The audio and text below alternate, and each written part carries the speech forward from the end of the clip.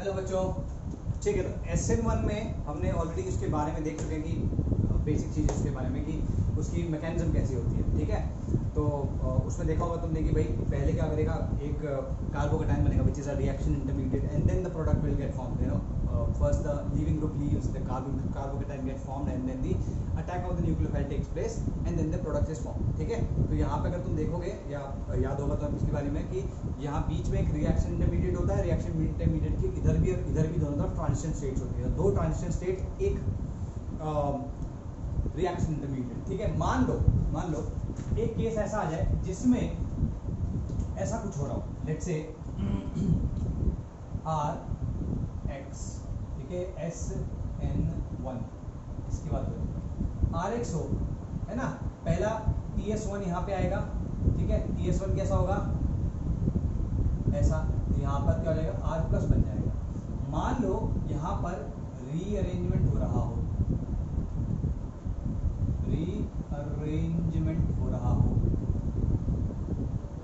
यहाँ R dash plus, मतलब एक कार्बोकेटाइन से कोई दूसरा carbocation which will be definitely more stable than this, और this again will form the TS1, यहाँ पे TS3 बनेगा। ये जो रीअरेंजमेंट है यहाँ पे TS जो शिफ्ट होता है दैट गिव्स यू TS2, ठीक है। तो और यहाँ पर फिर हमारा न्यूक्लियोफाइल का अटैक होगा ऑन दिस, और यहाँ पर RNU कुछ बन जाएगा, ठीक है। तो तुम देख रहे होगे यहाँ पे कि दो इंटरमीडिएट्स हैं और तीन ट्रांजिशन स्टेट्स हैं। इसका ग्राफ कुछ इस तरीके का आएगा, इसका ग्राफ कुछ इस तरीके का आएगा। यहाँ पर सबसे पहले तो भाई तुम्हारा रिएक्टेंट है, it will go like this, ठीक है। यहाँ पर फिर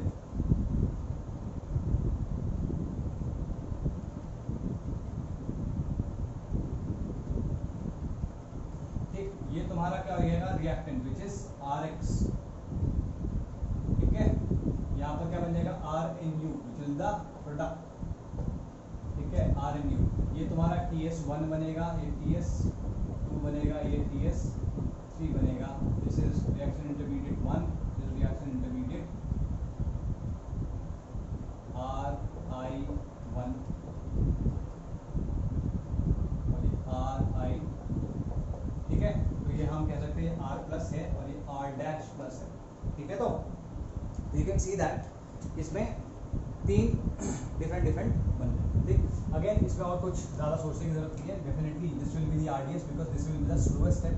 ये फास्ट होगा और ये भी फास्ट होगा, ठीक है। क्लियर होगी बात, और इससे कोई फर्क नहीं पड़ता कौन सा फास्ट है, क्योंकि at the end of the day rate will be determined by this only, ठीक है। यहाँ पे तुम अगर देखोगे, मैंने क्या बोला, ये ज़्यादा स्टेबल होगा, R डैश प्लस जो होगा वो ज़्यादा स्टेबल होगा, तो इसकी एनर्जी जो है वो इससे थोड़ी कम है, ये दिख रहा है ना। तो साफ साफ यूज है यहाँ पे। देन अगेन तुम देख रहे हो कि इसमें जो ये क्रेस्ट है जो माउंटेन से बन रहे हैं, हिल से बन रहे हैं, वो सक्सेसिवली कम होते जा रहे हैं। मतलब मैंने कल भी बताया था कि जैसे यहाँ पर अगर तुम अपना रिएक्शन इंटरमीडिएट देखते हो तो इसको इधर भी चढ़ना है और इधर भी चढ़ना है, दोनों में से कहीं भी चढ़ सकता है। लेकिन अगर ये ज्यादा बड़ा हुआ तो यहाँ चढ़ना इसका कम होगा, ठीक है।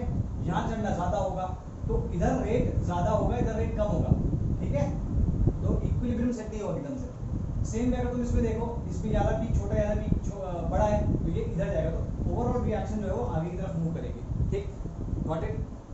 और माइग्रेटरी एप्टीट्यूड कब फॉलो होता है, ठीक है, जब ये रिएरेंजमेंट स्लो स्टेप में हो रहा हो, ये ध्यान रखना, बहुत बहुत इंपॉर्टेंट चीज है, ठीक है। उसमें लिख लो दो चीजें, since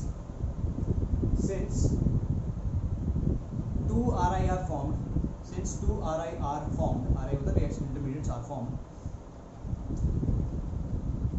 the mechanism goes through three transition states. The mechanism goes through three transition states, ठीक है। सेकेंड लिखो इसमें, first step is slow and the other two steps are fast. First step is slow and the other two steps are fast, ठीक। Third लिखो, the successive peaks of transition states are smaller and smaller. The successive peaks of transition states are smaller and smaller. hence the reaction moves in the forward direction, hence the reaction moves in the forward direction. थोड़ा सा तेज हो रहा होगा मेरा बोलना, अगर ऐसा हो रहा हो तो इसकी वीडियो की ना स्पीड थोड़ी कम कर लो, है ना, थोड़ा सा तेज बोलना पड़ेगा अभी, क्योंकि अपने को कंप्लीट करना है ये। एक्चुअली में 11th में तुम रिएक्शन मैकेनिज्म में पढ़ते हो, लेकिन क्योंकि तुम्हें यहाँ पे पढ़ाना पड़ रहा है एक तरीके से, तो it will take a little time, ठीक है। इसके बाद अगर ये चीज़ें हो जाती है तो फिर इसकी जो रिएक्शंस बचती है ज़्यादा बचती नहीं है। सेम में तुम्हारा अराइल हैलाइड्स होंगे, उनमें भी ऐसे होगा, ठीक। एक और चीज़ है एलिमिनेशन रिएक्शन, उसमें भी इसी तरीके से मैं E1 E2 E1 CB जो तीन चार तरीके की होती है उन सबको मैं यहाँ पे एक्सप्लेन करूँगा, ठीक है। तो गॉट इट। अच्छा, और क्या था, ठीक है, हाँ ये वाला पॉइंट हो गया। नेक्स्ट लिखो R डैश प्लस, ठीक है, R dash plus is more stable then R dash, sorry R dash plus is more stable then R plus, R dash plus is more stable then R plus, hence its energy is lower than that of R plus, hence its energy is lower than that of R plus, ठीक। और last चीज लिख लो, migratory aptitude is followed only if the rearrangement takes place, is followed only if the rearrangement takes place in the slow step, and is not considered in the faster step। तो यहाँ पे fast में तो यहाँ पे migratory aptitude consider नहीं होगा, ठीक है। किसका, जो मूव करता है, जो ग्रुप मूव करता है, जैसे हाइड्राइड हो गया, यो मिथनाइड हो गया, ये जो शिफ्ट करते हैं, है ना, H minus CH3 minus PH minus, ये ग्रुप्स जो होते हैं, ये जो शिफ्ट करते हैं, ये सारे के सारे ग्रुप्स जो है, दीज ग्रुप्स विल नॉट, इनकी migratory aptitude will not be considered, ठीक है। अब इसमें कुछ पॉइंट्स लिख लो SN1 के कुछ पॉइंट्स क्या है। पहला पॉइंट क्या है, ये तो क्या है मेन पॉइंट समझ लो जो मैं बता रहा हूँ, मेन पॉइंट्स, ठीक है। फिर हम देखेंगे कि ये किस किस चीज़ पे डिपेंड करते हैं, मेन पॉइंट्स क्या है। पहला कि सिंगल स्टेप रिएक्शन है, सिंगल स्टेप का मतलब एलिमेंट्री है ना, एलिमेंट्री रिएक्शन है, ठीक है। सिंगल स्टेप है, एलिमेंट्री रिएक्शन है, और सिंगल स्टेप में फर्स्ट स्टेप, सिंगल स्टेप तो SN2 होता है, फर्स्ट स्टेप। अभी मैं इसके लिए नहीं बोल रहा हूँ, यहाँ पे तो रीअरेंजमेंट हुआ था, अगर रीअरेंजमेंट ना हो रहा हो तब की बात कर रहा हूँ, तब 2 स्टेप तो एटलीस्ट है ना। फर्स्ट स्टेप क्या है, एलिमेंट्री, फर्स्ट स्टेप क्या है, स्लोअर स्टेप, ठीक है। Second, carbocation is formed, carbocation reaction intermediate is formed, rearrangement may take place,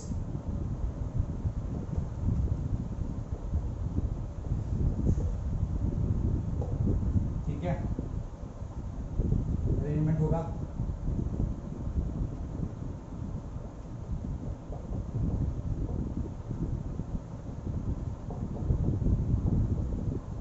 ये इंपॉर्टेंट है, जैसे उसमें 2 स्टेप थे तो 2 ट्रांजिशन स्टेट थी, यहाँ पे 3 स्टेप है, यहाँ पे 3 ट्रांजिशन स्टेट है, ठीक है। 1 step for each transition state, ठीक है। काइनेटिक्स की अगर हम बात करें, काइनेटिक्स इसलिए इंपॉर्टेंट है भाई, ये हर जगह यूज होगा, बहुत सारी जगह यूज होगा। अगर मैं इसके रेट की बात करूँ, that will be directly proportional to the concentration of alkyl halide. हालांकि यहाँ पे हम एल्काइल हैलाइड की बात कर रहे हैं, अगर इन जनरल SN1 में देखा जाए, है ना, सब्स्टिट्यूशंस, न्यूक्लियोफिलिक सब्स्टिट्यूशंस में, तो जो भी सबस्ट्रेट होगा वो लिख सकते हो। इन जनरल तुम इसको सबस्ट्रेट भी लिख सकते हो, सबस्ट्रेट, ठीक है, सबस्ट्रेट लिख सकते हो, गॉट इट। R इज, ये इन जनरल है भाई, ठीक है, ठीक। R को हम क्या लिख सकते हैं, रेट को हम क्या लिखेंगे फिर, A इंटू एल्काइल हैलाइड, ठीक है। और तुम ध्यान से देखो, इसमें इसकी पावर कितनी है, 1, ये एक्सपेरिमेंटली डिटरमिन्ड है, तो हम कह सकते हैं ऑर्डर क्या हो जाएगा इसका, 1, ठीक है। मॉलिक्यूलैरिटी क्या कहती है कि जो स्लोएस्ट स्टेप है, जो भी मतलब मॉलिक्यूलैरिटी किसी भी स्टेप के लिए, किसी भी एलिमेंट्री स्टेप के लिए डिफाइंड होती है, तो मॉलिक्यूलैरिटी क्या होगी, मैं रिएक्शन के लिए नहीं बोलूँगा, इस स्टेप के लिए बोलूँगा। इस स्टेप के लिए मॉलिक्युलैरिटी इज वन ओनली, क्योंकि एक ही, याद है मॉलिक्युलैरिटी क्या आती है, कितने मॉलिक्यूल्स और एंटिटीज एक साथ आ रहे हैं टकराने के लिए, ठीक है, that's what molecularity means, got it. तो मॉलिक्युलैरिटी इसकी वन होगी क्योंकि यहाँ पे इसके अलावा और कोई है भी नहीं, सिर्फ एक ही है, ठीक है, तो मॉलिक्युलैरिटी विल बी वन, ठीक। और डेफिनेटली ये जो मॉलिक्युलैरिटी है ये स्लोएस्ट स्टेप की है, फर्स्ट स्टेप, ठीक है। तो ओवरऑल रिएक्शन के लिए ये डिफाइंड नहीं है, फर्स्ट स्टेप के लिए डिफाइंड है, ध्यान रखना, ठीक है। ऑर्डर हो गया ये, ठीक है। इस वजह से इसे हम बोलते हैं, देखो मॉलिक्युलैरिटी वन है इसलिए यूनिमॉलिक्यूलर हो गया, यूनिमॉलिक्यूलर, ठीक से लगा तो है ना, ठीक है, यूनिमॉलिक्यूलर हो गया। अब ये यूनिमॉलिक्यूलर सब न्यूक्लियोफिलिक सब्स्टिट्यूशन कौन सा है, यूनिमॉलिक्यूलर, मॉलिक्युलैरिटी वन है, न्यूक्लियोफिलिक सब्स्टिट्यूशन, ठीक है, nucleophilic substitution reaction of first order, ठीक है, of first order, that's the name of this reaction, ठीक है जी, क्लियर है। अच्छा, एक और एक इंपॉर्टेंट चीज़ है which is the sixth one, और काफ़ी इंपॉर्टेंट चीज़ है, this is called stereochemistry, stereochemistry, ठीक है। अभी यहाँ पे हम बहुत सारी और रिएक्शंस होती है वैसे इसकी ना, तो मैं बहुत ज़्यादा डेप्थ में भी नहीं जा सकता, अदरवाइज तो पूरा का पूरा जो 11th वाला है वो सारा का सारा भी पढ़ाना पड़ेगा।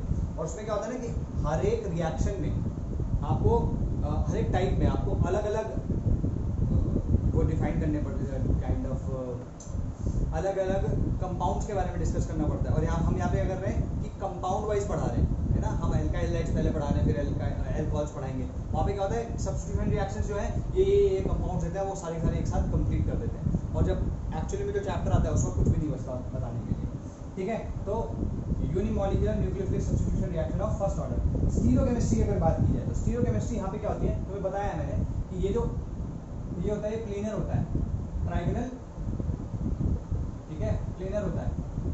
तो इसमें इस तरीके से होता है ना, ये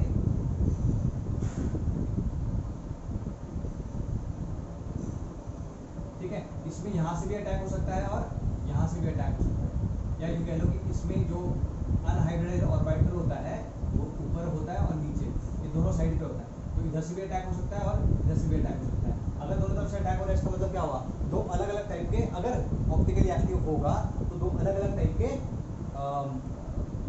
क्या कहते हैं, स्टीरियो आइसोमर्स आ जाएंगे, इनैंशोमर्स आ जाएंगे, ठीक है। और अगर इनैंशोमर्स आए तो हम क्या कहेंगे, that the mixture is a racemic mixture, ठीक है, रेसिमिक मिक्सचर आएगा इसमें, ध्यान रखना।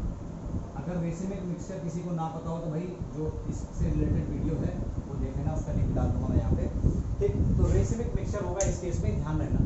मैं इससे पहले लास्ट वाले में बता चुका था, क्योंकि दोनों टाइप के कॉन्फ़िगरेशन वाले कंपाउंड्स बनेंगे, दोनों बनेंगे तो रेसिमिक मिक्सचर बनेगा। हालांकि ध्यान जरूर रखना कि कंप्लीट रेसिमाइजेशन नहीं होता, पार्शियल रेसिमाइजेशन होता है। कंप्लीट रेसिमाइजेशन नहीं होता है, पार्शियल रेसिमाइजेशन होता है। क्यों? क्योंकि मान लो अगर इधर से निकल रहा है, लीविंग ग्रुप इधर से निकल रहा है, तो usually it is not lost into the solution, वो यहीं कहीं आसपास होता है, इधर कहीं आसपास होता है। अब अगर आसपास होगा तो इधर से जो अप्रोच होगी, थोड़ी सी रुकावट होगी उसमें, इधर खाली होगा, तो एक तरफ जिस तरफ से निकला है उस तरफ थोड़ा सा कम रहता है ना, थोड़ा सा अटैक जो रहता है वो कम रहता है, और इधर से थोड़ा ज़्यादा रहता है। तो 50-50 की बजाय 60-40 हो सकता है, 70-30 हो सकता है, इस तरीके से बनेगा। लेकिन हमेशा जो इन्वर्टेड प्रोडक्ट होगा वो ज़्यादा होगा। इस चीज़ को भी लिख लो, लिख लो इसको, ठीक है, इसको लिखो कि stereochemistry, the product is a racemic mixture. The product is a racemic mixture.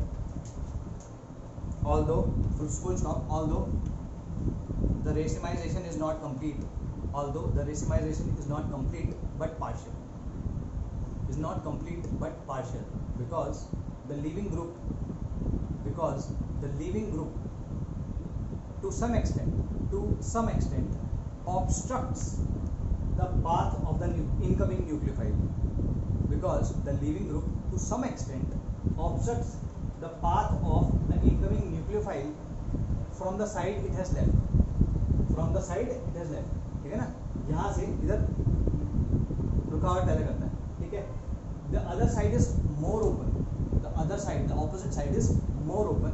Hence, inverted products, या inverted product is formed more than retented product. Retented मतलब इसी साइड से अगर ऐड हो जाएगा, जिस साइड से निकला है तो उसको retented product बोलते हैं. उसका भी क्या क्या सिग्निफिकेंस है वो हम आगे देखेंगे, बट बेसिक यही है, ठीक है. तो रेसिमिक मिक्सचर क्या करेगा, दोनों तरीके की तरफ से अटैक करवा सकता है, ठीक है. और जो इधर वाला प्रोडक्ट, जो रिटेंटेड प्रोडक्ट होगा वो लेस बनेगा, और जो इन्वर्टेड प्रोडक्ट होगा वो ज़्यादा बनेगा, ये ध्यान रखो, ठीक है. नेक्स्ट अब देखो यहाँ पर दो बन रहे हैं ना, इसके पर्टिकुलर केस की बात कर रहा हूँ. यहाँ पे नॉर्मल कार्बोकेटाइन है और ये रीअरेंज कार्बोकेटाइन है, तो इसको NC बोलेंगे, इसको RC बोलेंगे, ठीक है. तो NC जो है कम स्टेबल है RC से, तो इसका प्रोडक्ट हमेशा मेजर आता है. तो देखो the product of the rearranged carbocation, the product formed by rearranged carbocation will be the major product, ठीक है. इंपॉर्टेंट चीज है, पता होनी चाहिए, बिल्कुल 101% पता होनी चाहिए, ठीक है जी. क्लियर. नाउ नेक्स्ट बात करते हैं factors affecting rate of SN1 का रेट जो अफेक्ट करते हैं उन फैक्टर्स की हम बात करते हैं इसमें, ठीक है. Factors affecting rate of SN1.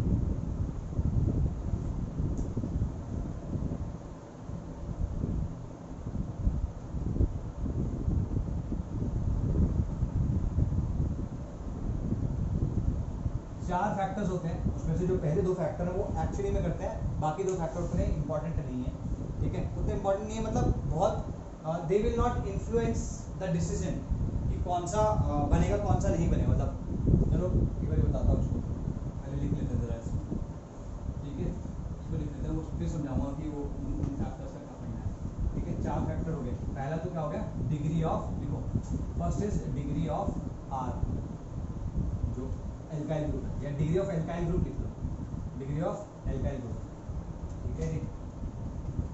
Degree of alkyl group, first is degree of alkyl group,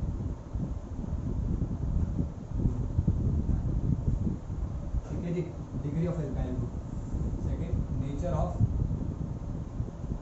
the nucleophile, ठीक है.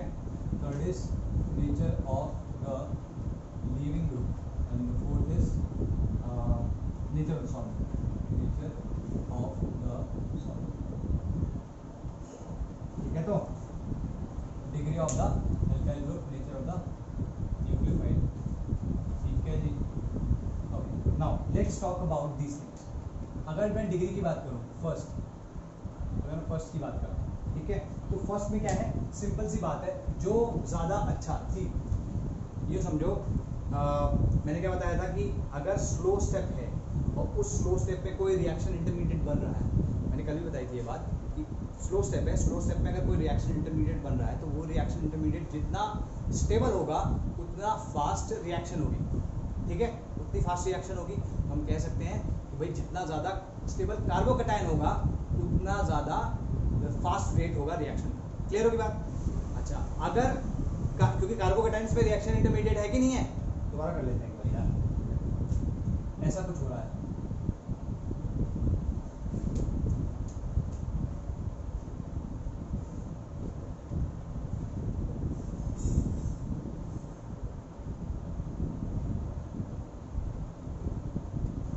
ऐसा कुछ बनता है, ठीक है. ये तुम्हारा रिएक्शन इंटरमीडिएट हो गया, ये RDS हो गया. Got it. तो अगर तुम देखो, क्योंकि ये रिएक्शन इंटरमीडिएट क्या है, कार्बोकेटाइन, तो ये रिएक्शन कब फास्ट होगी, जब ये स्टेबल होगा, ठीक है. तो लिखो more stable the reaction intermediate bracket में carbocation, more stable the reaction intermediate bracket में कार्बोकेटाइन, ठीक है. The faster the reaction, clear होगी बात. तो कौन से वाला R+ सबसे ज़्यादा स्टेबल होता है, 3 डिग्री, फिर 2 डिग्री, फिर 1 डिग्री, फिर मिथाइल, ठीक है. तो इसमें तो कभी भी SN1 नहीं होता, इसमें सिर्फ SN2 होता है, ये ध्यान रखना ऑलवेज.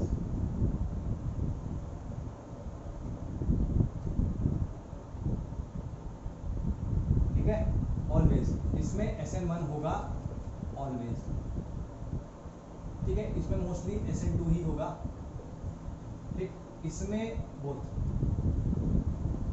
ठीक है। तो कहने का मतलब ये है, अगर ये हुआ तो आंख मूंद के SN1 करना है, सोचना नहीं है, आंख मूंद के SN1 करना है। ये हुआ तो आंख मूंद के SN2 करना है, इसमें भी SN2 कर सकते हो।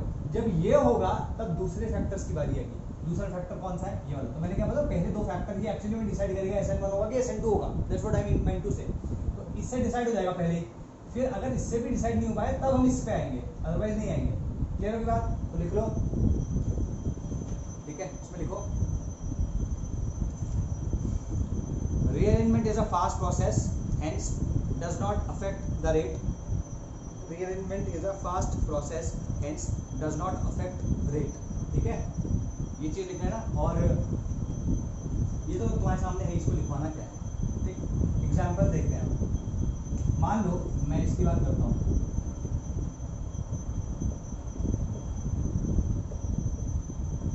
और इसकी बात करता हूँ, इसमें SN1 फास्ट होगा, ठीक है। सिंपल सी बात है, अगर तुम्हें नहीं पता तुम क्या करो, इसको हटा दो और बाकी बचे हुए पॉजिटिव लगा दो। अगर मैं इसको हटा देता हूँ तो यहाँ पे क्या आएगा, पॉजिटिव चार्ज इस पे आ जाएगा। अगर मैं इसको हटा देता हूँ तो यहाँ पे पॉजिटिव चार्ज आ जाएगा। तो ये तो क्या है, बेंजाइल कार्बोकेटायन है, ठीक है। और ये मोस्ट अनस्टेबल कार्बोकेटायंस में से एक है, ठीक है। तो रेट किसका ज्यादा होगा, सिंपल है। और ये SN1 नेवर, SN1 नेवर, ठीक है। इसको लिख लो, since benzyl carbocation is more stable than this one, this is phenyl carbocation, ठीक है। this is phenyl carbocation, hence rate SN1 will be for, यार इतना लिखो नहीं यार, इसमें SN1 इसका ज्यादा होगा, लिखवाने वाले को समझ आएगा, इसका रेट ज्यादा होगा, यहाँ पे SN1 नहीं होगा। उसका एक और रीजन भी है, तुम ये देखो ना, अगर मैं बात करता हूँ इसकी, देखो ये चीज को मैं ऐसे लिख रहा हूँ, है ना, प्यारा सा। अगर इसकी बात करोगे तो ये इलेक्ट्रॉन्स देता भी है यहाँ पे, तो रेजोनेंस होगी, ठीक है। और रेजोनेंस की वजह से इसको डबल बॉन्ड कैरेक्टर मिल जाएगा, ठीक है। और डबल बॉन्ड कैरेक्टर की वजह से ये अच्छा लीविंग ग्रुप नहीं रहेगा, it will not be able to leave easily. और अगर अच्छे से लीव नहीं कर पाएगा तो कार्बोकेटायन नहीं बनेगा। तो दोनों चीजें हैं, तो ये अनस्टेबल होता है, कार्बोकेटायन, ठीक है ना। एक तो अनस्टेबल हो गया, दूसरा डबल बॉन्ड बन गया, बट इट सेम वे। अगर मैं बात करूं इसकी, ठीक है,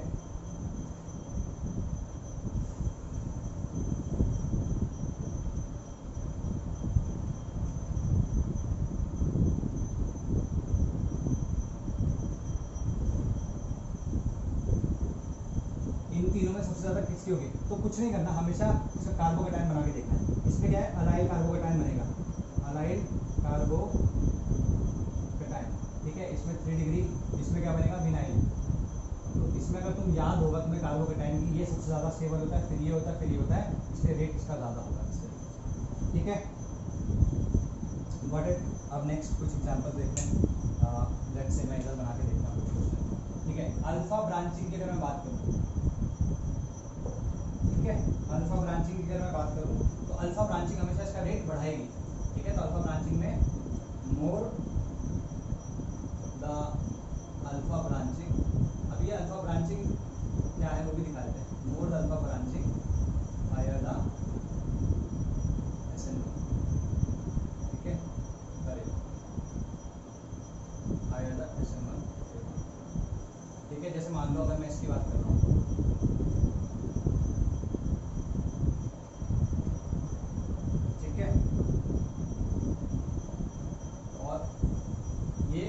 इसके हिसाब से देखा जाए, क्योंकि ये तुम्हारा क्या है, फंक्शनल ग्रुप है, इसके हिसाब से ये अल्फा होता है, ये बीटा होता है और ये गामा होता है। ये तुम्हारे 3 अलग अलग प्रकार के कार्बन होते हैं।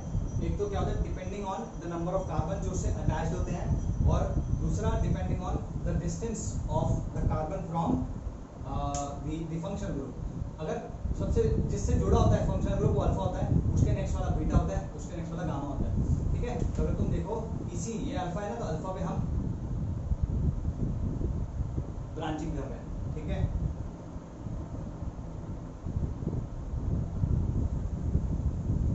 इसमें देखो, इसमें कम ब्रांच, बिल्कुल ब्रांचिंग है, इसमें ब्रांच एक ही ब्रांच है, इसमें 2 ब्रांच है, उसमें 3 ब्रांच।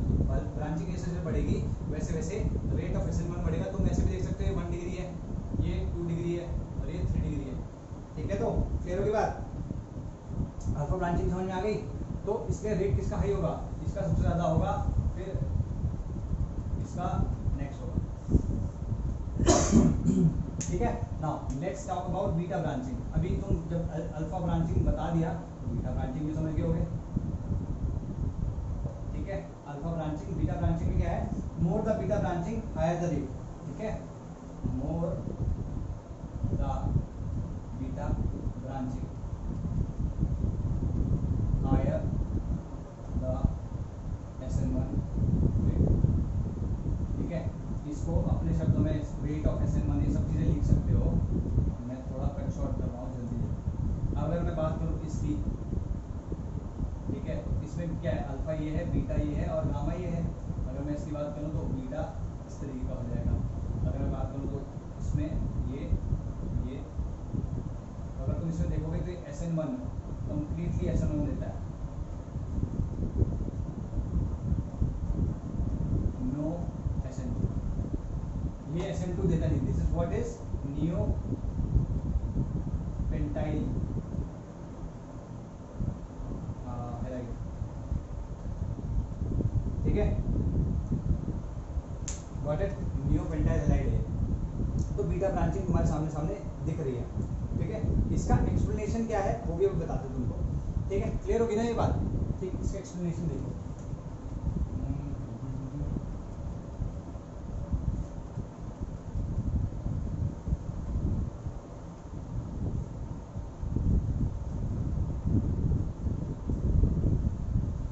देखो बेटा ऐसा है कि समझाने को सब समझा दूंगा, समझ भी आ जाएगा सब कुछ, लेकिन क्या होता है फिर भी बच्चों को प्रॉब्लम होती है कि सर समझ में तो आ गया लेकिन क्वेश्चन नहीं हो रहे। तो होता क्या है कि एक डर होता है, ठीक है। थोड़ा just taking 2 minutes over here, I really want to say this thing कि इस चैप्टर में इनफैक्ट ऑर्गेनिक में लोगों को डर इसलिए लगता है क्योंकि उनको चीज़ें समझ में आती है, लेकिन क्योंकि लॉजिकल है ना, लॉजिकल भी है, समझ में भी आ रही है, कहीं कहीं पे थोड़ा बहुत मिसमैचेस होते होंगे, लगते होंगे तुमको, वो तुम्हारे मिसकंसेप्शंस हैं, वो क्लियर किए जा सकते हैं। लेकिन समझने के बावजूद भी कभी कभी क्वेश्चंस नहीं होते, तो ये सबसे बड़ा प्रॉब्लम होता है ऑर्गेनिक का। बच्चे ऐसे बोलते हैं कि सर समझ में तो आ गया, आपने पढ़ा दिया, समझ में आ गया, लेकिन क्वेश्चन नहीं हो रहे। तो क्वेश्चन इसलिए नहीं हो रहे तो क्योंकि तुम एक तो यू हैव दिस फियर कि कहीं गलत ना हो जाए। भाई गलत हो गया तो भगवान जी आगे कोई शाप दे देंगे, भस्म कर देंगे, कुछ ऐसा तो नहीं होगा ना। गलत हो गया, गलत हो गया, गलत करने के बाद एटलीस्ट ये तो पता चल जाएगा कि क्या गलती है, तो वो जान लिया करो।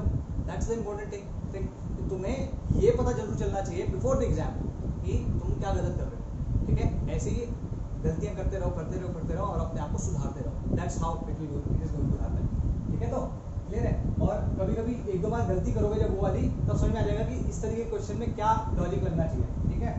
जो चीज़ें फिर भी डाउटफुल रहेंगी तो वो मुझसे पूछ सकते हो। तो ये एक्सप्लेनेशन है इसका। एक्सप्लेनेशन का देखो जरा ध्यान से, जैसे मान लो मैं इसकी बात करूँ, इसमें ये H है, ये H है, ये H है और ये H है, ठीक है। यहाँ पर अगर X की बात करूँ तो ये एंगल कितना होता है, अराउंड 109 डिग्रीज है ना। 109 डिग्री 28 मिनट्स तब होता है जब तीनों के चारों बॉन्ड्स होते हैं सेम होते हैं, बट आसपास होगा, इतना क्लियर है, ठीक है जी।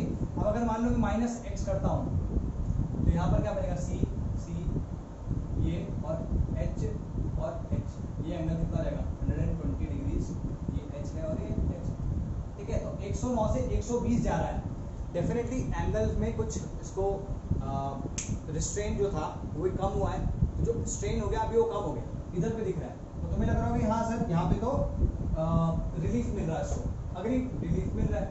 अच्छा यहाँ पर अब इसमें और जो दूसरे वाले में डिफरेंस क्या है, ध्यान से देखो। मान लो ये है,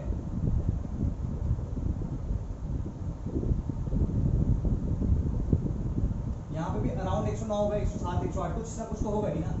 और अगर मान लो x माइनस करता हूँ, अच्छा पहले यहाँ पे देखते हैं, यहाँ पर इन H की जो इसके साथ स्टेरिक हिंड्रेंस है, मतलब क्राउडिंग है, इनके साथ में क्राउडिंग है वो कम है, तो यहाँ पर इस एंगल को ये बंद करना, मतलब इसको दबाना कम रहेगा, क्योंकि इनके बीच में क्राउडिंग कम है। यहाँ पर क्राउडिंग ज्यादा होगी, क्राउडिंग ज्यादा होने की वजह से क्या करेगा, इसको और दबा के रखेगा, ये 109 से डेफिनेटली छोटा होगा, तो यहाँ पे एमएल स्ट्रेन जो है वो ज्यादा है, और इस स्ट्रेन से अब इसे मुक्ति मिल रही है, ठीक है, अब इसे स्ट्रेन से मुक्ति मिल रही है। हालांकि तुम बोलोगे सर 109 से 120 तो यहाँ पे भी आया, मैं कहूँगा यहाँ 109 से कम रहा होगा, 107 106 कुछ ना कुछ कम रहा होगा, वहां से फिर ये इस हालत में आ रहा है 120, ठीक है, 120 डिग्री पे आ रहा है, इसका मतलब रिलीफ इस केस में ज्यादा होगा, ठीक है, रिलीफ दोनों में आ रहा है, लेकिन कंपैरेटिवली रिलीफ यहाँ पे कम है, यहाँ पे ज्यादा है, ठीक है, दैट्स व्हाई ये वाला जो है ये क्या कहते हैं, इसको यहाँ से निकलने में उतनी जल्दी नहीं मचाता, जबकि ये जल्दी मचाता है, तो इसको जल्दी से बाहर फेंक देगा, ठीक है ना, तो बीटा ब्रांचिंग जितनी ज्यादा होगी उतना ज्यादा रेट होगा, गॉट इट। इसमें लिख लो यहाँ पे रिलीफ, ठीक है जी, रिलीफ फ्रॉम स्टेरिक,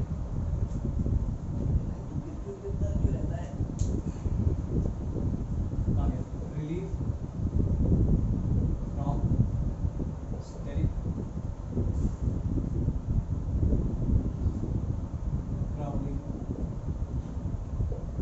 स्मॉल है, लेकिन स्मॉल है, यहाँ पे क्या है, relief from steric crowding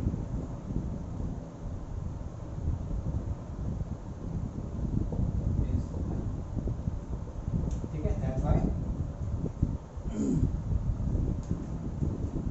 got it, ठीक है। Now let's talk about next step which is nature of anti, ठीक है, नेचर ऑफ, इस वाले की बात करो, नेचर ऑफ न्यूक्लियोफाइल, ठीक, न्यूक्लियोफाइल इसमें वीक होना चाहिए, ठीक, वीक क्यों होना चाहिए, देखो जब तो वो मिटा दिया, बट यूँ समझो अगर न्यूक्लियोफाइल वीक होगा तो जल्दी से भाग के सबस्ट्रेट के पास नहीं आएगा, है ना, न्यूक्लियोफाइल होगा तो उसको बड़ी होड़ रहेगी, अरे मेरे को तो जुड़ना है, मेरे को जुड़ना है, तो भाग भाग भाग भाग, तो लिविंग ग्रुप को बहुत जल्दी नहीं भगाएगा, आराम से उसको निकलने देगा, हाँ भाई तुम आराम से निकलो, हम आते हैं, ठीक है, गधे के जैसे, तो वो निकल रहा है, अब अगर वो निकलेगा नहीं तब तक कार्बोकेटाइन नहीं बनेगा, तो अगर ये जल्दी मचाने वाला हुआ, हड़बड़ी मचाने वाला हुआ, स्ट्रांग हुआ, तो जल्दी से भगाएगा और जल्दी जल्दी जाके जुड़ जाएगा, तो कार्बोकेटाइन बनने का मौका ही नहीं मिलेगा, ठीक, लेकिन अगर ये थोड़ा सा वीक होगा, आराम से उसे निकलने का मौका दे देगा, ठीक है, इसलिए ये वीक होना चाहिए, देखो, ठीक है, वीकर न्यूक्लियोफाइल, जैसे मान लो ये हमारी रिएक्शन है,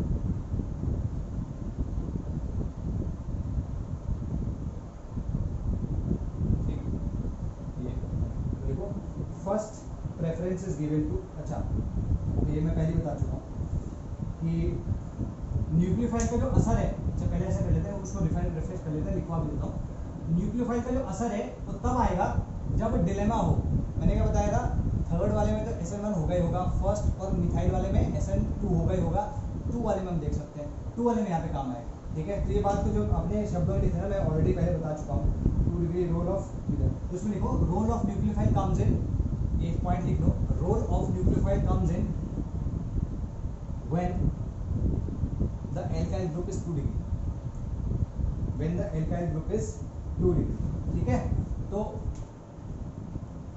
weak nucleophile favors SN1, ठीक है, strong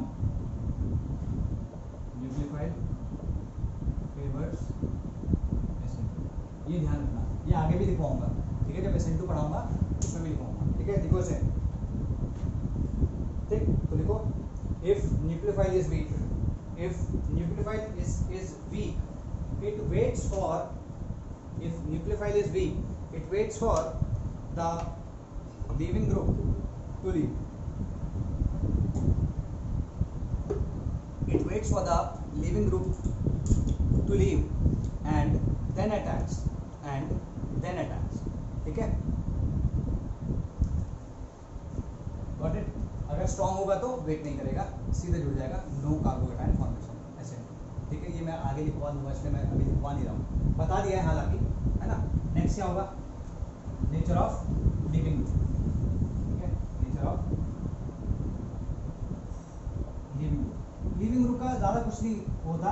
लिविंग ग्रुप का जो रोल है वो दोनों में सेम रहता है, SN1 में SN2 में दोनों में सेम रहता है। ठीक है, यहाँ पर अगर तुम देखो नेचर ऑफ लिविंग ग्रुप अगर अच्छा हुआ, if good leaving group SN1, वैसे इसके रेट पे कोई ज़्यादा फर्क नहीं पड़ेगा, बट हम कह सकते हैं कि हाँ ठीक है अच्छा रहेगा। जैसे अगर मान लो इसकी बात करो, RI का रेट जो होगा RI का ज़्यादा होगा RBR से, क्यों? क्योंकि ये अच्छा लिविंग ग्रुप है, वीकर बेस है, ये थोड़ा कम वीकर बेस है, and then this is a further, है ना। तो इस तरीके से हम कह सकते हैं। तो इसमें लिख सकते हो better the leaving group, better या good leaving group means, good leaving group means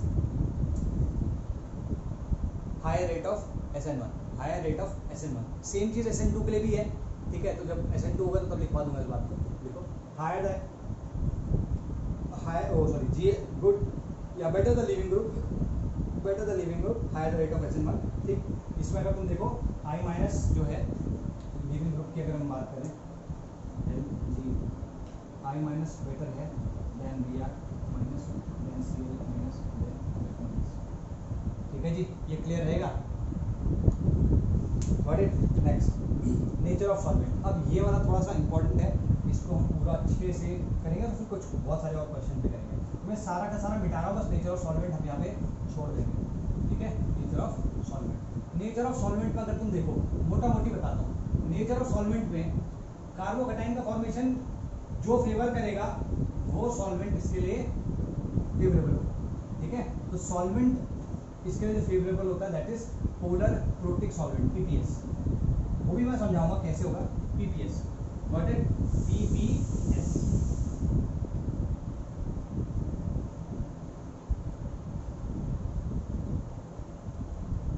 ठीक, कैसे देखो, रिएक्शन क्या हो रही है, RX R प्लस,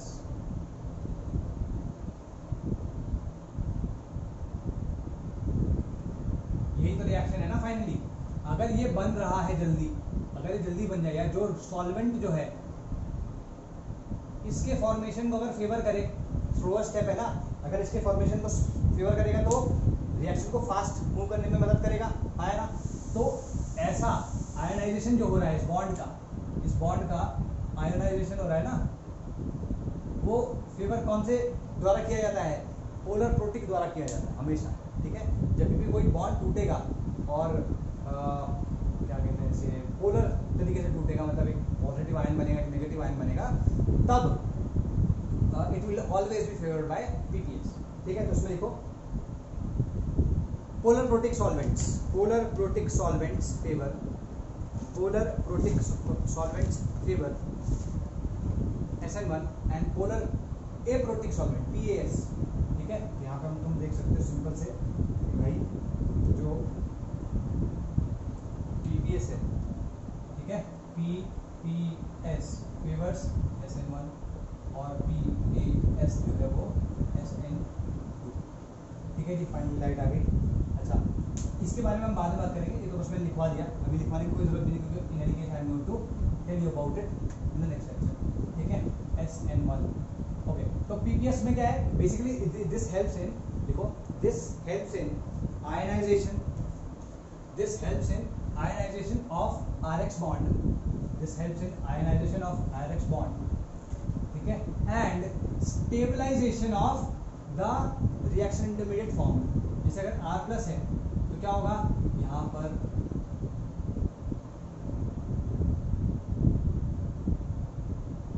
भाई पोलर प्रोटिक है ना, तो ये आके इसके आसपास ऐसे लग जाएंगे और इसको स्टेबलाइज भी कर देंगे, है ना। हाइड्रेशन एनर्जी होती है, याद होगा क्या, तो लिखो this helps in ionisation of the RX bond, ionisation of the RX bond and then stabilises the reaction intermediate form, and then stabilizes the reaction intermediate form via solvation, via solvation। ठीक है, via solvation। got it? ठीक, तो देखो इसमें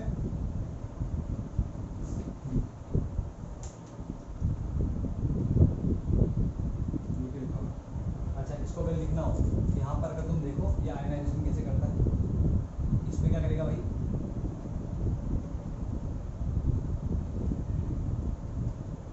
ये इस पर delta positive charge होता है, इस पर डेल्टा नेगेटिव चार्ज होता है, plus minus plus minus plus minus plus minus इस तरीके से इस पर चिपके होंगे। यहाँ पे minus minus minus minus plus plus, ठीक है। तो यहाँ पे क्या हुआ, इनको तोड़ने के लिए, ये बॉन्ड तोड़ने के लिए काम आया और यहाँ पे इसको स्टेबलाइज करने के काम आ गया, ठीक है। पोलर प्रोटिक सॉल्वेंट, यहाँ पे जो ये प्लस माइनस है तो उसको H2O के जैसे ले सकते हो, ये नेगेटिव पार्ट हो गया, ये पॉजिटिव पार्ट हो गया, got it. Now let's lower the ionisation. अच्छा, अब कुछ पर्टिकुलर केसेस की बात कर लेते हैं, ठीक है। इसमें क्या है, इट्स नॉट अबाउट सॉल्वेंट, लेकिन हमने कुछ बाहर से डाला है, ठीक है। जैसे केस में कुछ नोट करके लिख लो इसको, काफ़ी इंपॉर्टेंट चीज़। जैसे Ag+ की अगर मैं बात करूँ, अगर कभी भी Ag+ डालोगे, Ag+ के बारे में एक चीज़ बहुत बहुत बहुत ही इंपॉर्टेंट, जहाँ पर भी उसको Cl Br IF मतलब हाइड्रोजन कोई भी मिल जाए तो वहाँ वो छोड़ता नहीं है, कोई और छोड़ देगा लेकिन वो नहीं छोड़ता है, ठीक है। ये इसकी एक peculiar and most important property है। और क्या है, यहाँ पे हम हैलाइड्स की बात करें, भाई ये निकलेगा, अगर मान लो सोल्यूशन में Ag+ है तो इसका निकलना जो है वो आसान हो जाएगा। X क्या है, हेलोजन ही तो है, और ये हेलोजन को प्यार करता है, बेइंतहा मतलब बिल्कुल सलमान खान वाला, ठीक है। तो ये प्यार करता है इसको, और ये इसके निकलने का ज़्यादा इंतजार नहीं करेगा, इसको खींच के लेके चला जाएगा। अगर इसको खींच के लेके चला गया तो ये जल्दी निकल जाएगा, तो जल्दी तुम्हारा R+ फॉर्म हो जाएगा। तो जो तुम्हारा स्लो स्टेप है थोड़ा सा फास्ट हो जाएगा। अगर तुम्हारा स्लो स्टेप फास्ट हो गया, इसका मतलब क्या हो गया, रिएक्शन का रेट बढ़ गया, है ना। तो लिखो इसमें Ag, ठीक है। यूजली AgNO3 से ये रिएक्शन में होता है, एक्वस AgNO, ठीक है जी। इज अ कैटलिस्ट, लिखो इज अ कैटलिस्ट फॉर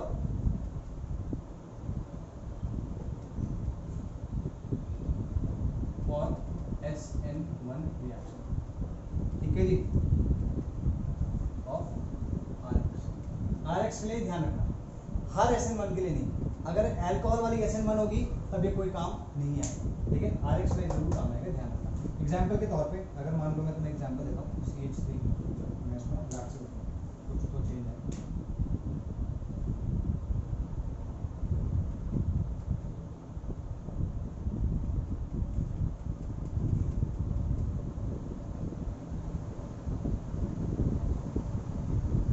अच्छा ये ध्यान रखना, एक्वा से AgNO3 है, यहाँ पर ये सॉल्वेंट भी है और ये न्यूक्लियोफाइल भी है, ये ध्यान रखना। अभी इसको जब कभी भी सॉल्वेंट ही न्यूक्लियोफाइल होता है उसको हम सॉल्वोलिसिस कहते हैं, ठीक है, उसको हम सॉल्वोलिसिस कहते हैं। तो एग्जाम्पल के तौर पे भी बता रहा हूँ, हम इसमें सॉल्वोलिसिस में भी हम आगे बात करेंगे, बट अगर सॉल्वेंट ही न्यूक्लियोफाइल का काम कर रहा है तो उसको सॉल्वोलिसिस कहेंगे। तो ये तुम्हारा न्यूक्लियोफाइल है, दिस इज योर न्यूक्लियोफाइल, ठीक। देन व्हाट हैपेंस, यहाँ पर CH3 CH3 ये बना, क्या बोलते हैं इसको, आयन बना, और फिर इस पे H2O का अटैक होगा, H2O का अटैक होगा तो CH3 CH, और यहाँ पे ध्यान रखना हमेशा H2O का पूरा अटैक होता है,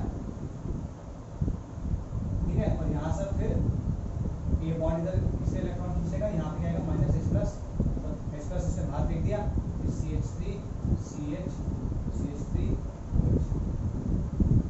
ठीक है। तो Ag+ की प्रेजेंस में ये जो रिएक्शन है बहुत फास्ट हो जाती है, गॉट इट।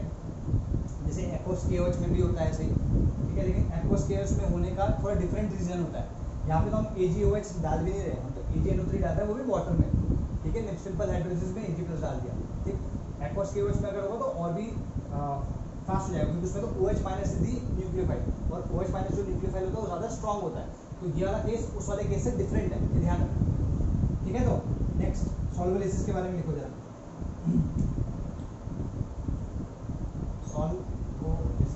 सॉल्वोलिसिस में ये ध्यान रखो, मैंने भी बताया, देखो सॉल्वोलिसिस में लिखो कि सॉल्वेंट इटसेल्फ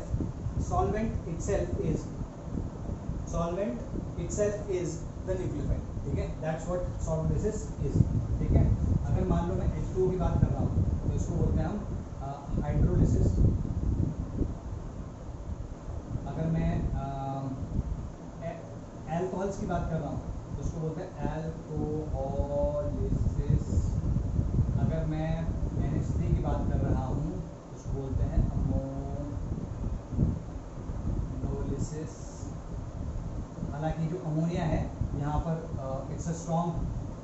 न्यूक्लियोफाइल, यहाँ पे उतना काम नहीं आएगा, बट देन अगेन अगर कहीं पे भी अमोनिया से ऐसा हो रहा हो तो होमोलाइसिस होता है। अगर यहाँ पे एसिटिक एसिड से हो रहा हो तो हम उसे बोलेंगे एसिटोलिसिस, ठीक है, एसिटोलिसिस। Got it? तो इसमें लिखो, हाँ इतना ठीक है। अब एग्जाम्पल देखते हैं, खूब सारे एग्जाम्पल देखेंगे, ठीक है, सब मिटा रहा हूँ मैं, ऊपर से पूरा का पूरा मिटाते हुए जा रहा हूँ, और अब अपन बढ़िया बढ़िया खूब सारे एग्जाम्पल्स देखेंगे, अलग अलग एग्जाम्पल में अलग अलग कुछ कुछ चीज़ तुमको क्लियर होगी, है ना, ठीक है। कोशिश करूँगा साथ साथ चीज़ें बताना। Got it? बाय चांस कुछ भूल जाऊँ तो एग्जाम्पल, अगर मान लो तुम्हारे पास टर्ट ब्यूटाइल ब्रोमाइड है, ठीक है, अगर तुमने इस पर H2O डाला, अब देखो सॉल्वेलिसिस का एग्जांपल है, ठीक है, सॉल्वेलिसिस का एग्जांपल है, यही तुम्हारा सॉल्वेंट भी है, यही तुम्हारा न्यूक्लियोफाइल भी है, लेकिन क्योंकि जैसे ब्रोमाइड्स की बात की जाए, ठीक है, they are not very soluble in water, तो हम इसमें क्या रहता है, एसिटोन ला देते हैं, कितना स्मॉल अमाउंट। ये क्यों करेंगे वो मैं बता दूंगा, बट थोड़ा टाइमिंग है समझो। अच्छा, एसिटोन क्यों डालेंगे ये बोलते हैं, क्योंकि स्मॉल अमाउंट में डालोगे तो ये क्या करेगा, इसको डिसॉल्व करने में हेल्प करेगा। This will get dissolve in this, या this will get dissolve in this via acetone, ठीक। अच्छा, इसके अलावा और अल्कोहल भी डाली जा सकती है, ठीक है, alcohol can also be used but not preferred. क्यों? क्योंकि अल्कोहल में अल्कोहल इज ऑल्सो न्यूक्लियोफाइल, ये भी एक न्यूक्लियोफाइल है, ठीक है, तो इसको ओवर पावर करके अल्कोहल अपना प्रोडक्ट ना देने लगे, इसलिए अल्कोहल ज़्यादा प्रेफर नहीं किया जाता, लेकिन अगर मान लो ज़रूरत है तो कर सकते हैं। Got it? तो देखो इसमें सिंपल सी बात है, इसमें क्या बन जाएगा, CH3 CH CH3 CH3, ठीक है, तो इसमें लिखो small amount of acetone helps dissolve RX in H2O, ठीक है, small amount of acetone helps dissolve RX in H2O, ठीक है। For this purpose alcohol can also be used, but not preferred because alcohol also provides a strong nucleophile.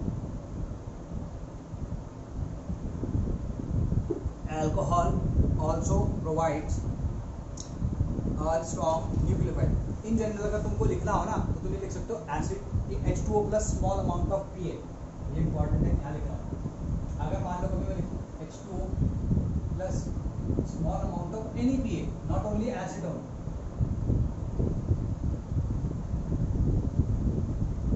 it will always give SML, ठीक है, ये ध्यान रखो। चलो अब जल्दी से कुछ क्वेश्चंस करते हैं। जैसे अब मैं तुम्हारा इम्तिहान भी लूँगा, देखता हूँ कि तुम कितना फास्ट सोच पा रहे हो, ठीक है, एक एक करके सारे बना एग्जाम। जैसे मान लो हमारे पास ये, ठीक है, मतलब एक CH2 है। अच्छा, यहाँ पे अगेन सेम H2O और एसिटोन, पता है तुम्हें कि Br को हट के क्या लगेगा, यहाँ पे एसिटोन लगेगा, सॉरी OS लगेगा। कैसे लगेगा? क्या ये प्रोडक्ट बनेगा? क्या ये प्रोडक्ट बनेगा? नहीं। क्यों? क्योंकि पहले सबसे पहला स्टेप क्या होगा, कार्बोकेटाइन बनने का। कार्बोकेटाइन किस पे बनेगा भाई? इस पे। अगर इस पे बना, अब देखो इस पे है तो ये 7 वाला रिंग नहीं बनेगा, क्योंकि छठा रिंग जो 6 मेंबर्ड रिंग है ऑलरेडी स्टेबल है। फिर ऑलरेडी स्टेबल है,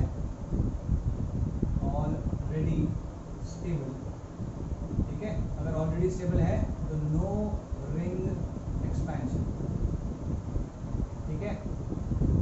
तो रिंग एक्सपेंशन को मैं RE करके लिख रहा हूँ, रॉयल एनफील्ड रिंग एक्सपेंशन, ठीक है, RE। इसको ये तुम्हारा क्लियर होना चाहिए, यहाँ पे RE नहीं होगा, लेकिन यहाँ पर शिफ्ट जरूर होगा। तो 1 2 हाइड्राइड शिफ्ट हो जाएगा यहाँ पे। अगर हाइड्राइड शिफ्ट हुआ तो H प्लस यहाँ जाएगा, पॉजिटिव चार्ज यहाँ जाएगा। This is what will be form, ठीक है, यहाँ पॉजिटिव चार्ज आ गया। अब OH H2O जो है, मैं पूरा जो 2 स्टेप में लिख रहा हूँ, इस पर अटैक किया मतलब फाइनल क्या बन जाएगा,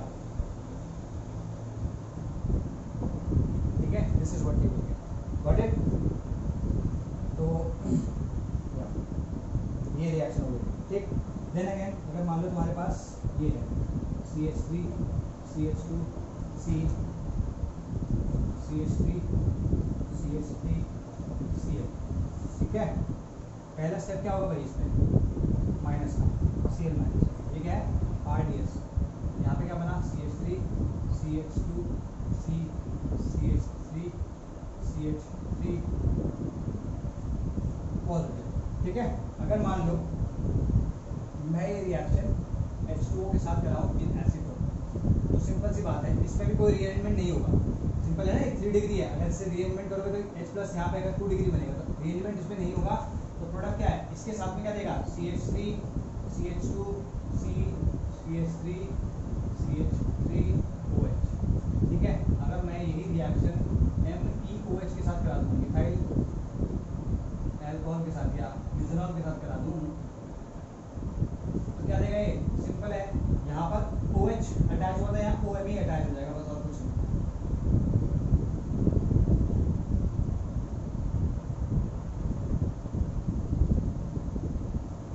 ठीक है जी,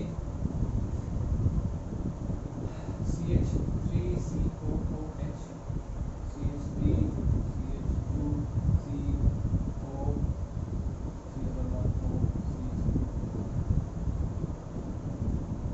ठीक है। इस वाले की मैं लास्ट वाले की करा देता हूँ तुमको कैंसल।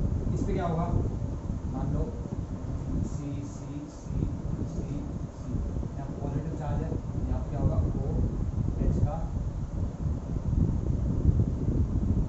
अटैक होगा इसमें, ठीक है। यहाँ पे क्या बनेगा CH3 CH2 C CH3 CH3 O plus C double bond O CH3 और H, यहाँ पर ये अपना शिफ्ट कर देगा, अपना बॉन्ड इसको दे देगा, H प्लस निकल जाएगा, यहाँ पे क्या होगा माइनस H प्लस, ठीक है, और क्या जाएगा CH3 CH2 C O,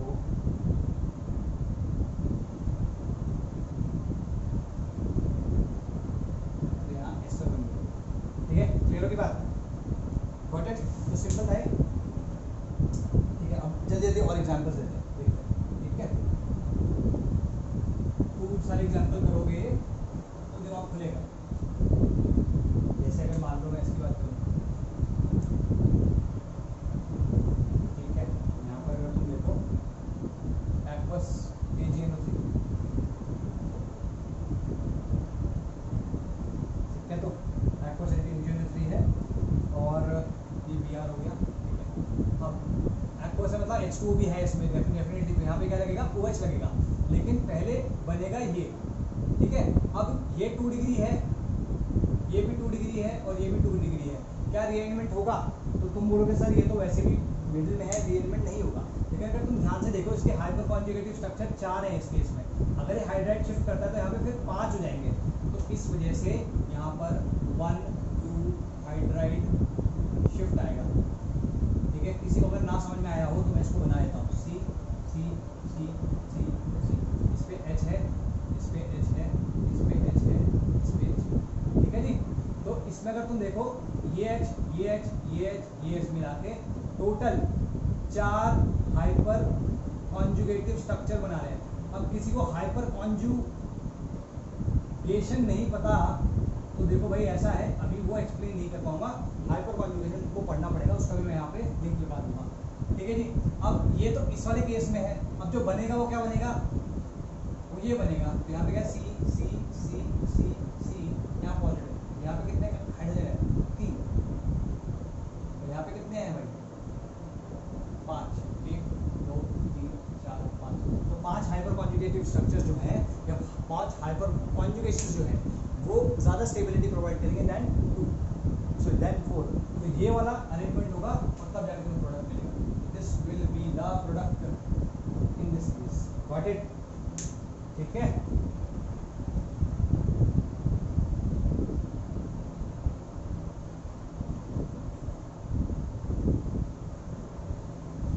ठीक है, इसमें पे 4 हाइपर कॉन्जुगेशन है, इसमें 5। ये हाइपर कॉन्जुगेटिव स्ट्रक्चर्स लिखना चाहते थे वैसे।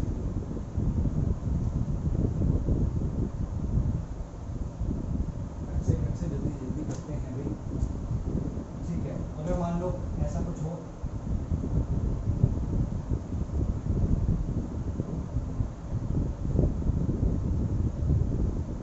कहीं कहीं पे Ag प्लस H2O लिखा हो सकता है, ठीक है, उससे कोई फर्क नहीं पड़ता। अगर यहाँ पे देखोगे तो ये क्या आएगा, पॉजिटिव। अब यहाँ पे रीअरेंजमेंट डेफिनेटली होगा, क्यों?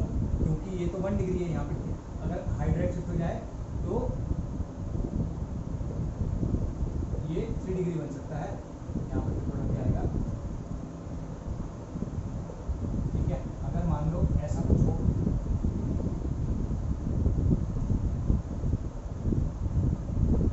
यहाँ पे क्या होगा, ये है, ठीक है। इधर पे अगर बनेगा तो ये बनेगा। अच्छा, यहाँ पे क्या है, ये 1 डिग्री है, यहाँ पे अभी हाइड्राइड शिफ्ट नहीं होगा, मिथेनाइट शिफ्ट होगा, या मिथाइल शिफ्ट जिसको बोलते हैं। ये अभी 3 डिग्री बन चुका है। अब ये 3 डिग्री 1 डिग्री से 3 डिग्री बना है तो डेफिनेटली स्टेबलाइज हुआ है। तो यहाँ पे क्या होगा,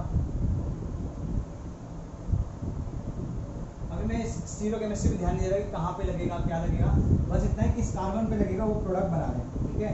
कहीं पे अगर ऐसा होगा तो मैं बता दूंगा, ठीक। Then again let's talk about this. इसमें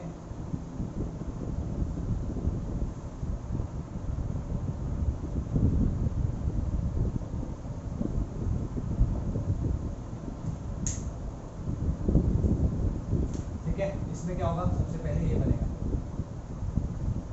ये ऑलरेडी स्टेबल है भाई, इसमें तो और कुछ नहीं है ना, और कुछ हो नहीं सकता, सिंपल यही प्रोडक्ट बन जाएगा, ठीक है। तो क्लियर ना, गॉट इट। अच्छा, अगर इसी के साथ में let's say ये, ठीक है, सेम। अच्छा, H2 एसीटोन है, देखो H2 एसीटोन अगर मैं लिख रहा हूँ तो सिंपल सी बात है कि H2 ये आई को हटा के OH लगेगा। अब यहाँ पे अगर हम देखें तो तुम ये पॉजिटिव चार्ज है, यहाँ पे 3 डिग्री था, यहाँ 1 डिग्री है, डेफिनेटली यहाँ पे रीअरेंजमेंट होगा। यहाँ पे क्या होगा, H माइनस शिफ्ट होगा, 1 to H माइनस शिफ्ट होगा, 1 फर्स्ट पोजिशन, ये सेकंड, ये फर्स्ट से सेकंड में जाएगा, ये तुम्हारा यहाँ से ये वाला कार्बोकैटायन बन गया। अब ये वाला कार्बोकैटायन बनेगा तो फिर से यही प्रोडक्ट बन जाएगा, got it. This will be the major product in this case as well, ठीक है। Now let's talk about this.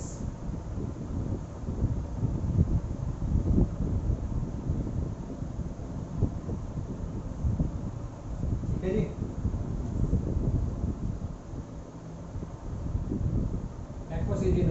यहाँ पे डेफिनेटली अपने को पता है कि यहाँ पे OH लगना है, लेकिन स्टेप तो पूरे फॉलो होंगे, क्योंकि हमें ये जरूर देखना है कि यहाँ पर कोई रीअरेंजमेंट पॉसिबल है कि नहीं। अब ये देखो 2 डिग्री है, ये 3 डिग्री है, लेकिन यहाँ पर रिंग एक्सपेंशन हो सकता है, 5 से 6 में जा सकता है, और अगर 5 से 6 में जाएगा तो रिंग एक्सपैंड हो जाएगा, स्टेबल हो जाएगा, ठीक है। यहाँ पर अगर तुम देखो ये इस पे गया तो पॉजिटिव चार्ज यहाँ आ जाएगा और ये ऐसे आ जाएगा, ठीक। अब ये 2 डिग्री है, ये 3 डिग्री है। अगेन यहाँ पर देखो एक रीअरेंजमेंट था, इधर रिंग एक्सपेंशन हुआ यहाँ पे, ठीक है। तो यहाँ पे रिंग एक्सपेंशन हुआ, यहाँ पे क्या होगा, H माइनस शिफ्ट होगा, हाइड्राइड शिफ्ट होगा। हाइड्राइड शिफ्ट होने के बाद ये ऐसा बनेगा कुछ, ठीक है। तो सेम आ गया ये और ये, तो यहाँ से भी यही प्रोडक्ट बन जाएगा। तो तुम देख रहे हो कि 3 अलग अलग जगहों से फाइनल प्रोडक्ट क्या आया। हालांकि हो सकता है कि अमाउंट में थोड़ा बहुत डिफरेंट हो, लेकिन मेजर प्रोडक्ट तीनों केसेस में यही होगा, ठीक है। क्वेश्चन 4-6 और हैं हमारे पास, 5-7 मिनट और ले लेते हैं, कंप्लीट कर देते हैं इसको, ठीक है।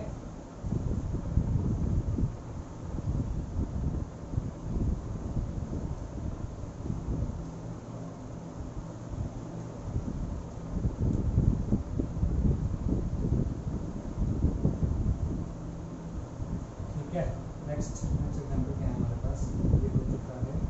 Let's talk about this. अगर इसकी बात करते हैं हम,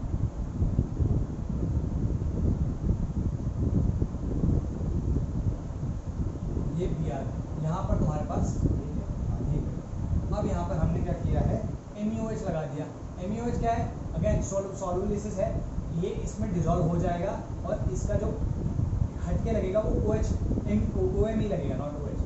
अब इसमें क्या बनेगा, यहाँ पर भी ये ऐसा हुआ, ठीक है, पॉजिटिव आया। अब तुम देखो, तुम कहोगे सर यहाँ से कहाँ शिफ्ट करेगा, यहाँ शिफ्ट करेगा, यहाँ ये भी 2 डिग्री ये भी 2 डिग्री, लेकिन यहाँ पे अगर तुम शिफ्ट कराते हो तो यहाँ पर बेंजाइल कार्बोकैटायन बनेगा और जो कि रेजोनेंस द्वारा ज़्यादा स्टेबल होता है। तो यहाँ पर क्या होगा, 1 2 H माइनस शिफ्ट होगा और ये क्या बन जाएगा, ठीक है, यहाँ पॉजिटिव और फिर यहाँ पे MeOH का अटैक समझ लो। मैं सीधे प्रोडक्ट बना रहा हूँ, 2 स्टेप को नहीं लिख रहा हूँ, यहाँ पर ये बन जाएगा ठीक है। तो या OMe जो भी तुम कहना चाहते हो। सेम वे अगर मैं इसकी बात करूँ Cl HCl H and M, अगर मैं इसको रिएक्ट कराता हूँ H2O एसीटोन से, ठीक है, अगर H2O अपने को पता है कि भाई इसमें H2O ही लगने का है, Cl सबसे पहले निकलेगा, Cl सबसे पहले निकला तो क्या बनेगा,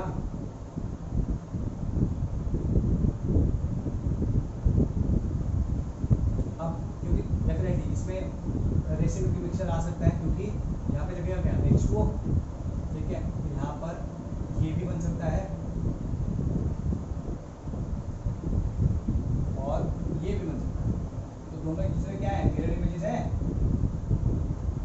अगर ये तो एक दूसरे की मिरर इमेज है तो क्या कहेंगे, इनैक्चुअल रेसिमिक मिक्सचर प्लस माइनस, ठीक है, रेसिमिक। देखो इसको लिख लो, नेक्स्ट ये काफ़ी इंपॉर्टेंट है क्योंकि जब हर तरीके का हम इसमें कार्बोकैटायन की स्टेबिलिटी देखेंगे, जितने एग्जाम्पल्स हो सकते हैं। जैसे मान लो अगर मैं बात करूँ तुम्हारे इसकी,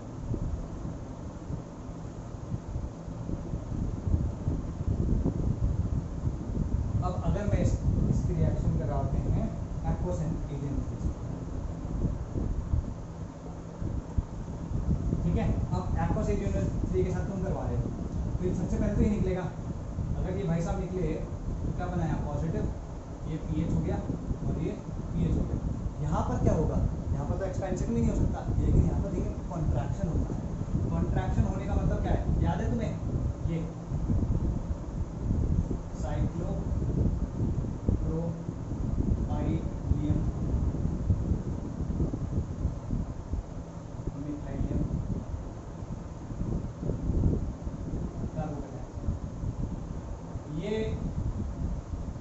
तुम्हारा बेंजीन रिंग सबसे ज़्यादा स्ट्रॉन्ग स्टेबल, तीनों रेजोनेंस मतलब 3 रिंग लगा दो किसी कार्बन पे, 3 बेंजीन रिंग लगा दो, उससे भी ज़्यादा स्टेबल होता है। One of the most stable carbocations जिसको हम बोलते हैं CPM, है ना, कम्युनिस्ट पार्टी ऑफ इंडिया, उसके बने CPM नहीं, मतलब CPM वो वाला CPM नहीं, ये साइक्लोप्रोपाइलियम मिथाइलियम CPM कार्बोकैटायन। CPM कार्बोकैटायन बहुत ज़्यादा स्टेबल होता है, तो ये क्या करता है, CPM कार्बोकैटायन में कन्वर्ट हो जाता है। तो सबसे पहले ये बनेगा and then what we will get something of this sort. Clear है, तो ये तुम्हारा स्टेबल है और सीधे सीधे इसी पे आके तुम्हारा H2 जो O जो है, H2O का अटैक इस पे होगा। मैं दूसरा स्टेप नहीं बना रहा हूँ, मैं डायरेक्टली यहीं से तुम्हारा काम निपटारा कर दे रहा हूँ, OH BH PH, ठीक है, तो that's the thing, got it. Again इस वाले केस में भी पॉजिटिव नेगेटिव मतलब रेसिमिक मिक्सचर आएगा, तो ये दिस इज ऑप्टिकली एक्टिव, ठीक है। Now let's take a look at this, ये बहुत इंपॉर्टेंट है। अब ये 2 वाले हैं, इसमें मैं तुम्हारा कोशिश करूंगा दोनों के दोनों वो बना सकूँ। वी हैव MeCl BH,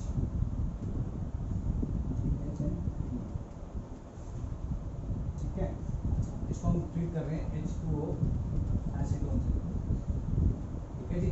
अच्छा, अगर मैं H2O एसीटोन से ट्रीट करूँगा तो सबसे पहले तो ये निकलेगा, ये निकला तो क्या बना यहाँ पे, ये तो ऐसे ही रहेगा भाई, DH Me और यहाँ पे PH, ठीक है। मैं पहले वाला थोड़ा मिटा रहा हूँ, अगर किसी को ये वाला नोट करना है भाई तो नोट करके तब आगे बढ़ना,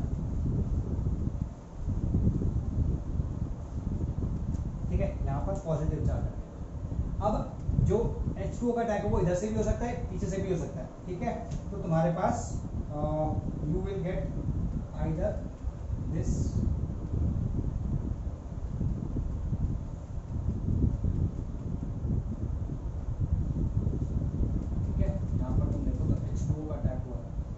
या तो ये मिलेगा या फिर हालांकि ये मैं क्यों बना रहा हूँ कि ये तो इनैंशुमर्स होंगे ही नहीं। एमी यहाँ पर OH आ जाएगा, यहाँ पर PH आ जाएगा, यहाँ पर होगा H होगा, अगर तुम देखो ये एक दूसरे के इनैंशुमर्स नहीं है, क्योंकि ये वाला पार्ट तो मिरर इमेज है लेकिन ये वाला पार्ट सेम है, ठीक है। तो ऐसे इसको क्या कहते हैं, जो कि non super imposable mirror images नहीं होते, उनको क्या कहते हैं, डायस्टीरियोमर्स, ठीक है। दोनों अलग अलग हैं, ठीक, इनको कहेंगे डायस्टीरियोमर्स। तो यहाँ पर जो बन रहा है वो है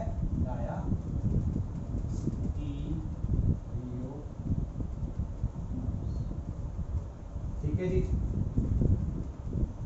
डायस्टीरियोमर्स। सारे एग्जांपल हो गए क्या, ठीक है, सब कुछ हम बता चुके हैं। कुछ और एग्जांपल हैं हमारे पास, yes we have one more example and then I think we can complete the call the class complete.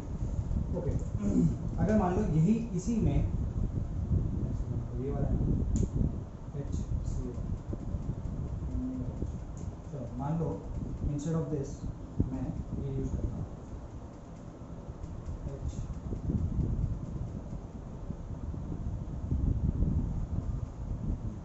अब क्योंकि यही सेम H2O एसीटोन में रिएक्शन हो रही है, H2O एसीटोन की प्रेजेंस में अगर रिएक्शन होती है तो सबसे पहले यहाँ पे क्या बनेगा, ये यहाँ पे फॉर्म होगा,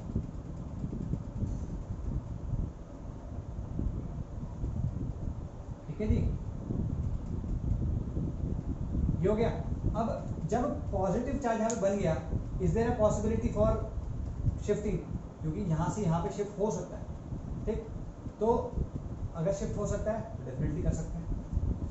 अच्छा सॉरी, नॉट दिस, यहाँ पे पीएच है, क्योंकि Me में शिफ्ट होने का कोई मतलब बनेगा नहीं। यहाँ पे अगर इसने शिफ्ट कर लिया तो क्या होगा, इंस्टेड ऑफ दिस यहाँ पे क्या होगा, पहले ये Me H और पॉजिटिव, ठीक है। पहले तो ये बनेगा, रीअरेंजमेंट है 1 2 H माइनस शिफ्ट। तो ये अगर शिफ्ट हुआ, यहाँ पॉजिटिव चार्ज आ गया तो क्या होगा, इधर पे कायरलिटी खत्म, इधर कायरलिटी हो सकती है, यहाँ पे क्या आएगा फाइनल,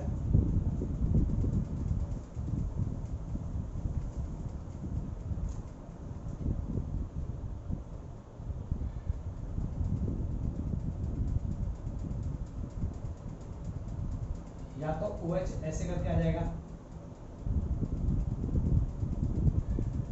या फिर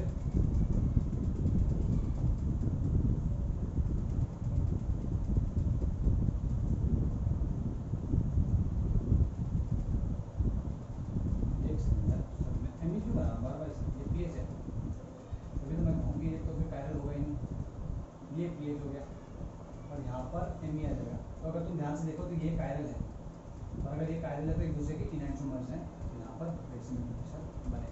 क्लियर होगी बात। तो ऐसे ही बहुत सारे एग्जांपल्स तुम दे सकते हो एन बन के। यहाँ पे मैंने रिगार्डिंग तुम्हारा एल्काइल हैलाइड्स दिया है और मोस्टली हमने यहाँ पे एल्कोहॉल बनाया। इसके अलावा अगर और कोई तुम्हारे पास वीक न्यूक्लियोफाइल हो तो उसके भी प्रोडक्ट्स बन सकते हैं, वो हम देखेंगे, इसी में देखेंगे। बट SN1 यहाँ पे कंप्लीट होता है। SN2 में एग्जैक्टली ऐसी ही चीज़ें हैं, ठीक है, वो हम कल देखेंगे नेक्स्ट लेक्चर में, और फिर उसके बाद हम सारी रिएक्शन कंप्लीट करके इवन लिख देंगे। Got it? चलिए बाय बाय, टेक केयर।